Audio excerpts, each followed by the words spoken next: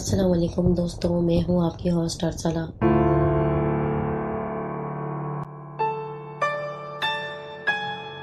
Programme नकाबिला फरामोश में बहुत बहुत खुश आमदीद। उम्मीद करती हूँ आप सब लोग खैरियत से होंगे। ये वाक़या हमारी एक लिसनर ने हमें भेजा है जिनका ताल्लुक़ इस्लामाबाद से है, और ये वाक़या मैं उन्हीं की ज़बानी आपको बताने जा रही हूँ। मेरा नाम नाहिद है और मेरा ताल्लुक़ इस्लामाबाद से है, और ये वाक़या मेरी एक दोस्त की बेटी के साथ पेश आया। मेरी दोस्त मेरे मोहल्ले में ही रहा करती थी। एक बार मेरे पास उसकी कॉल आई, कहने लगी कि यार प्लीज़ थोड़ी देर के लिए मेरे घर आ जाओ, मैं सख्त परेशान हूँ। मेरी बेटी सबा की तबीयत दिन ब दिन ख़राब होती चली जा रही है। सारा दिन अपने आप को कमरे में बंद रखती है और खुद से बातें करती है। इस लड़की की कैफियत मेरी समझ से बाहर है। मैंने उससे कहा कि तुम परेशान मत हो, मैं तुम्हारे पास आ जाऊंगी। मैंने जल्दी अपने घर का काम निपटाया और अपनी दोस्त शाहिदा के घर पहुंच गई। वो अपने सहन में ही बैठी हुई रो रही थी। मैंने कहा कि क्या हुआ, सबा की तबीयत क्या ज़्यादा ख़राब है और तुम इस तरह बच्चों की तरह क्यों रो रही हो? मैं उससे बातें कर ही रही थी कि कमरे से अजीब और गरीब आवाज़ें आने लगी। मैं और मेरी दोस्त ने दरवाजे को ज़ोर से बजाया और आगे की तरफ धकेला। काफ़ी देर तक हम उसको दरवाज़ा खोलने के लिए आवाज़ें देते रहे। हमने दरवाज़ा बजाया मगर उसने दरवाज़ा नहीं खोला। अंदर से जोर से कहके लगाने और चीखने चिल्लाने की आवाज़ें आ रही थी। मैंने नहायत ही प्यार से उसको समझाया कि बेटा दरवाज़ा खोल दो, देखो तुम्हारी मम्मा कितना रो रही है, तुम्हारे बारे में सख्त परेशान है, प्लीज दरवाजा खोल दो। अंदर से फिर भी उसके बावजूद अंदर से जोर से कहकों की आवाजें आना शुरू हो गई। मेरे जिस्म में लर्जा सा तारी होने लगा, क्योंकि आज से पहले कभी भी इस तरह का कोई वाकया मेरे साथ पेश नहीं आया। अचानक ही कहकों की आवाजें आना बंद हो गई और एक सन्नाटा सा छा गया। एकदम से आवाज आई कि मैं एक शर्त पर बाहर आऊंगा, जब तुम इस लड़की की शादी मुझसे करोगे, वरना मैं तुम्हारी बेटी को जान से मार दूंगा। हमने जब ये आवाजें सुनी तो टटक कर रह गए, एक दूसरे को हैरत से देखने लगे। ये एक मर्द की सख्त गैर मरी आवाज थी। मैंने ये सब किस्से और कहानियों में सुना था, लेकिन मैं अपने कानों से सुन रही थी। मैंने कभी हकीकत में ऐसा कुछ नहीं सुना ना देखा। मैंने फिर से हिम्मत की और कहा कि बेटा दरवाजा खोल दो, हम तुम्हारी हर बात मानेंगे, जैसा तुम कहोगी वैसा ही होगा। थोड़ी देर गुजरने के बाद सबा ने दरवाजा खोल दिया।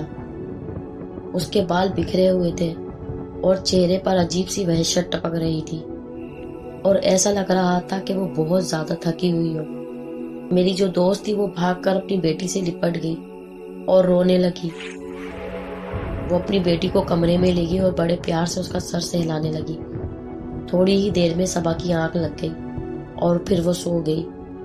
मैंने कहा कि अब इसमें शक और शुबे की कोई गुंजाइश नहीं है, क्योंकि तुम्हारी बेटी पर आसेब का साया है, और अब तुम इन डॉक्टर्स का इलाज छोड़कर किसी रूहानी शख्स वाले आमिल को दिखाओ ताकि इसका इलाज हो सके। वो अफसुर्दा सी होने लगी और कहने लगी कि मेरे शोहर बशीर इन आसेब, जिन्नातों और भूतों पर बिल्कुल भी यकीन नहीं रखते। मैं पहले भी इनसे बात कर चुकी हूँ, मगर वो मुझे हर दफा डांट देते हैं, मेरी बात सुनने के लिए बिल्कुल भी तैयार नहीं है। उन्होंने मुझे इस टॉपिक पर दोबारा बात करने से सख्ती से मना किया है। मैंने कहा कि एक बार फिर कोशिश करके देख लो, अगर उन्होंने तुम्हारी बात नहीं मानी तो फिर मैं इन्हें समझाऊंगी। वो मेरे गले लगकर रोने लगी। मैंने उसको दिलासा दिया और उसके बाद मैं घर वापस आ गई।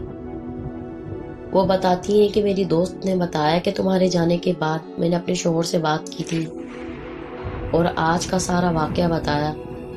मेरी बात सुनकर वो आग बगोला हो गए। कहने लगे कि तुम औरतों के पास जादू टोने के अलावा और भूत प्रेत आसेब के अलावा बात करने के लिए कोई बात नहीं होती। जब देखो ऐसी बातें करने बैठ जाती हो। मैंने और कोई बात करना मुनासिब नहीं समझा। एक दिन रात का वक्त था, हम सबा को नफ्सियाती हॉस्पिटल लेकर जा रहे थे। एक झटके से गाड़ी रुक गई। میرے شوہر نے جب گاڑی کا معائنہ کیا تو اس میں کوئی بھی خرابی نظر نہیں آئی۔ میری دوست نے مجھے بتایا کہ صبا کی آنکھیں پھیلنے لگی اور اس کی آنکھوں کے ڈیلے نہ جانے کہاں غائب ہو گئے۔ اس کے منہ سے جھاگ بھے بھے کر باہر آنے لگے اور حلق سے عجیب و غریب آوازیں آ رہی تھیں۔ میرے ہسبینڈ ایک دم گھبرا گئے اور کہنے لگے کہ مجھے بتاؤ تمہیں کیا تکلیف ہے۔ ایک دم سے اس کا چہرہ خوفناک نظر آنے لگا۔ اس نے ہم سے کہا، میں اس لڑکی سے شادی کرنا چاہتا ہوں، اگر تم نے ایسا نہ کیا تو میں تمہاری بیٹی کا گلا گھونٹ کے اس کو مار دوں گا۔ یہ ایک غیر مرئی مردانہ آواز تھی۔ میرے شوہر نے کہا کہ تم کون ہو اور میری بیٹی کے ساتھ ایسا کیوں کر رہے ہو، اور یہ آوازیں صبا کے منہ سے آ رہی تھیں۔ وہ کہنے لگا، میرا تعلق جنات سے ہے، مجھے تمہاری بیٹی پسند آ گئی ہے۔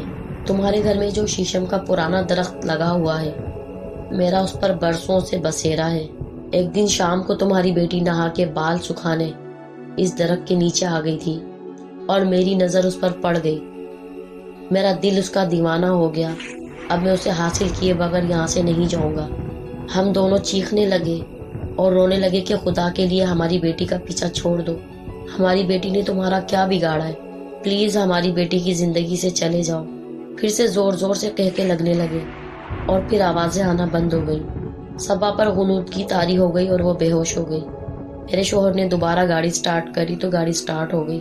ہم سیدھا اپنے مرشد کے دربار چلے گئے جو تحصیل گجر خان کے ایک نواحی علاقے میں تھا۔ یہ تقریباً 2 گھنٹے کا راستہ تھا۔ 2 گھنٹے کا سفر کرنے کے بعد پیر و مرشد کے دربار پر پہنچے۔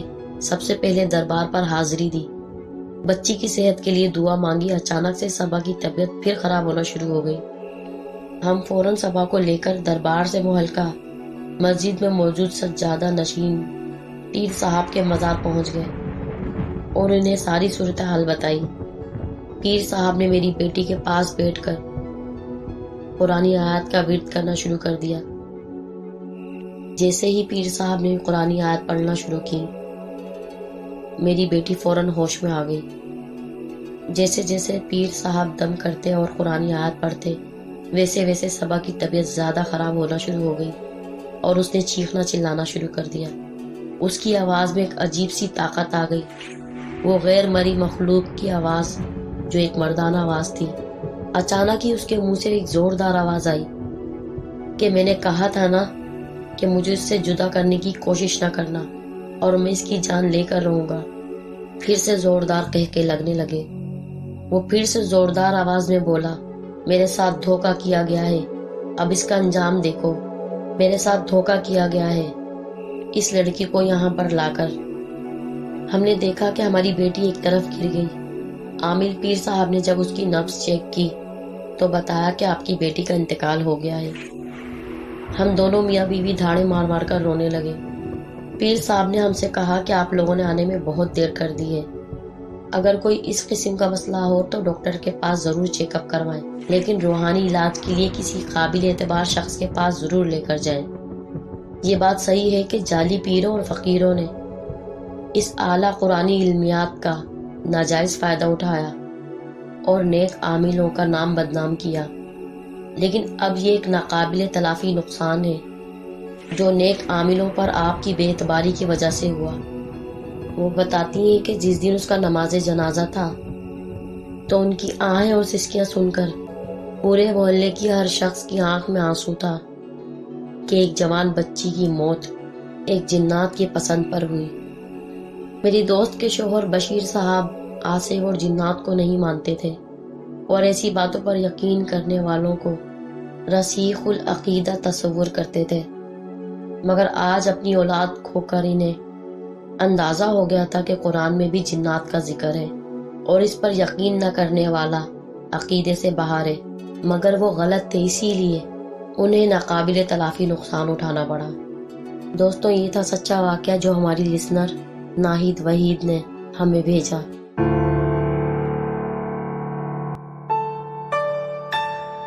جب کوئی جن کسی پر عاشق ہو جائے تب وہ اسے اپنے ساتھ لے جاتے ہیں۔